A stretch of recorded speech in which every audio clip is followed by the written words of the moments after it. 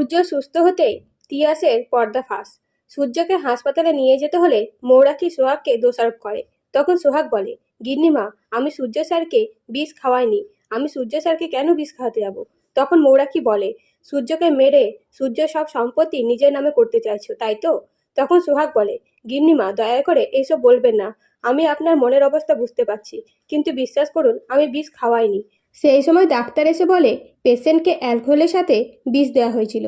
তখন ইন্দ্র বলে, সূর্য যাতে নেশা ছাড়ে তার জন্য কবিরাজি ওষুধ এনে দিয়েছিলাম আমি। সেটাই সোহাগ দুধের সাথে মিশিয়ে খাইয়েছিল। তখন মৌরাকি বলে, ওষুধ নয়, সোহাগ বিষ খাইয়েছে আমার ছেলেকে। এদিকে তিয়াস নিজের বাবাকে ছাড়ানোর জন্য মুখে ওড়না বেঁধে রুমের দরজা খুলে দেয় আর পালিয়ে যেতে বলে। কিন্তু পালানোর আগে সুকান্ত তিয়াসকে চিনে ফেলে আর মুখের ওপর থেকে ওড়না সরিয়ে বলে, তোর বাবা আমি, তুই কি ভেবেছিলিস তোকে আমি চিনতে পারবো না? তখন তিয়াস বলে, ঠিক আছে, এখন এখান থেকে চলে যাও, যে কোনো সময় পুলিশ চলে আসবে।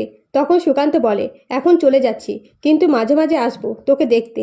এই বলে সুকান্ত সেখান থেকে চলে গেলে তিয়াস ডিনাকে ফোন করে বলে, সূর্য স্যারকে বিষ দাওনি তো? ওষুধটা খেয়ে সূর্য স্যার হাসপাতালে ভর্তি। তখন ডিনা বলে তিয়াসকে দেখা করতে আর ভয় না পেতে। অন্যদিকে সোহাগ হাসপাতালে বসে কান্নাকাটি করলে মৌরাক্ষী সোহাগকে অপমান করে সেখান থেকে তাড়িয়ে দেয়। তখন সোহাগ মন্দিরে যেয়ে মা কালীর সামনে সূর্যর পান ভিক্ষা চায়। সেই মুহূর্তে ডিনা হাসপাতালে যেয়ে মৌরাক্ষীকে সোহাগের বিরুদ্ধে উত্তপ্ত করে তোলার চেষ্টা করে, এমনকি সফলও হয়। অন্যদিকে ডাক্তাররা আশা ছেড়ে দেওয়ার পরেও সোহাগের প্রার্থনায় সুস্থ হয়ে ওঠে সূর্য। তো বন্ধুরা, নতুন নতুন আপডেট পেতে পাশে থাকবেন। ধন্যবাদ।